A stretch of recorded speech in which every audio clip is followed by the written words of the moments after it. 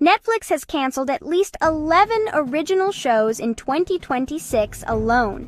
Some of them were ending exactly how you'd expect. Low ratings, low buzz, nobody really watching.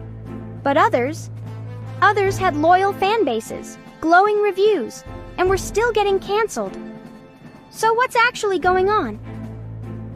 Today we're breaking down the real reason Netflix cancels shows and walking through 3 case studies that prove this isn't just about ratings, it's about math.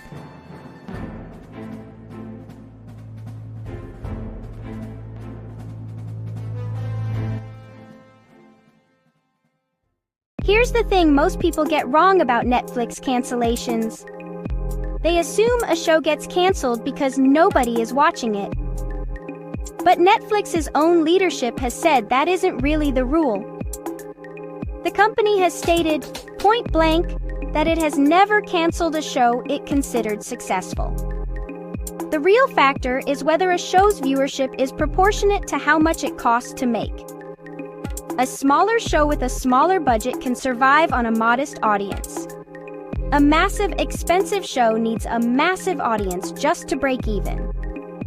So when a big budget series gets axed, it's not because people hated it, it's because the math didn't work.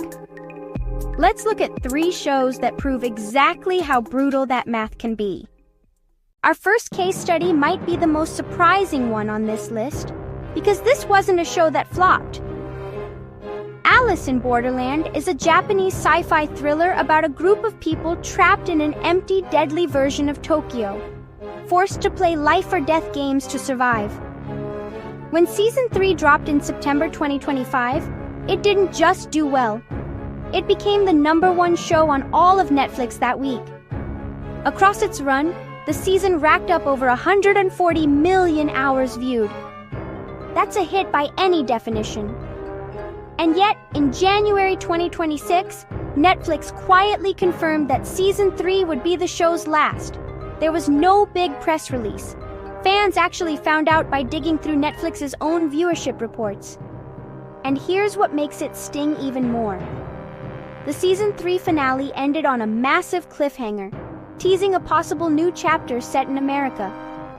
Fans were left with a story that was clearly built to continue, and no confirmation it ever will.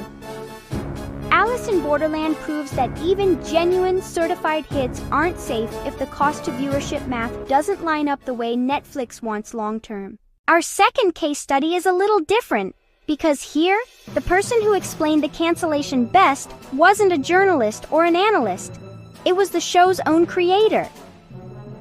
Terminator Zero was an anime series set in the Terminator universe, following a soldier sent back in time to protect a scientist from a machine uprising. It premiered in the summer of 2024 to strong reviews, with critics praising its take on the franchise. But in February 2026, creator Mattson Tomlin confirmed on social media that the show had been canceled after just 1 season, despite plans for a 5-season story. He didn't sugarcoat the reason either. He said the critical and audience reception had genuinely been excellent, but that simply not enough people had actually watched it. In his own words, he would have loved to deliver the bigger story he'd planned for future seasons, but he was still proud of how the show felt as a self-contained piece. Terminator Zero is maybe the clearest real-world example of Netflix's own rule in action. Great reviews, a passionate niche audience, and still not enough raw viewership to justify the cost of continuing. Our third case study might be the most extreme gap between quality and viewership on this entire list. The Vince Staples Show was a semi-autobiographical comedy starring rapper Vince Staples as a fictionalized version of himself, navigating everyday life in his hometown of Long Beach, California. Critically, this show was a near-unanimous success, scoring 94% with critics and 88% with audiences on Rotten Tomatoes. Those are the kind of scores most shows would dream of. And yet, despite that acclaim, the show reportedly ranked 1,446 in Netflix's own viewership report. Not top 10, not top 100, 1,446. Even with all that critical love, the show never cracked Netflix's weekly top 10 at any point during its run. It still got a second season.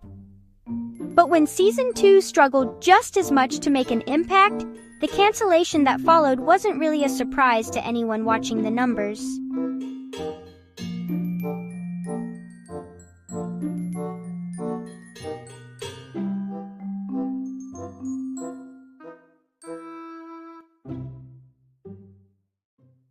So why does Netflix keep canceling great shows? Because on Netflix, great isn't actually the metric that matters most. Viewership relative to cost is. A show can have a passionate fan base, incredible reviews, and even win over critics completely, and still get the axe if the raw numbers don't justify what it costs to keep making. Alice in Borderland shows that even genuine hits aren't permanently safe. Terminator Zero shows that critical acclaim alone won't save a show. And The Vince Staples Show shows just how far the gap between quality and viewership can stretch before the cancellation becomes inevitable. So next time your favorite show gets canceled out of nowhere, the real question probably isn't, was it good? It's, did enough people actually watch it?